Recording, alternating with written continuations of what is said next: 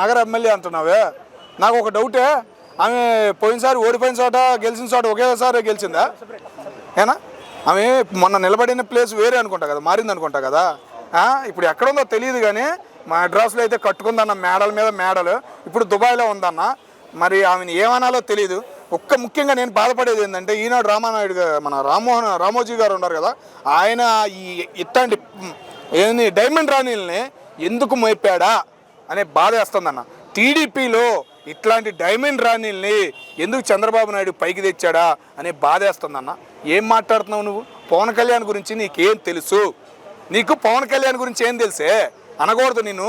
నాకు ఎలా తిట్లు వస్తున్నాయంటే, ఒక్కసారి పిఠాపురం వెళ్ళు. నువ్వు ఇప్పుడు అన్నావు కదా, ఏదో మీడియా ముందు కూర్చుని పిఠాపురం ముందు అన్నావు కదా, నువ్వు ఒక్కసారి పిఠాపురం వెళ్ళి అక్కడ ఏం జరగలేదు, ఏం చేశాడు అనేది చూడు. చిన్న పిల్లోడిని అడిగినా, చదువుకున్న పిల్లోడిని అడిగినా కానీ పవన్ కళ్యాణ్ గారు ఏం చేశారనేది చెబుతున్నారు సొసైటీలో. తెలుసుకో. మీడియా ఉందని చెప్పేసి దుబాయ్లో ఏదో బొడ్లేసుకుని తిరుగుతున్నావు, ఓకేనా? అదేదో తిరిగినట్టు అట్లా తిరుగు, ఎవరో నిన్ను పట్టించుకోరు. కానీ నువ్వు పవన్ కళ్యాణ్ గురించి మాట్లాడావంటే కనుక ఏమనాలో నిన్ను తెలియదు, ఓకేనా? నిన్ను రేపు నీ జగన్మోహన్ రెడ్డి గారు నీకు సీటు ఎవరే? నీకు తెలుసో తెలీదు?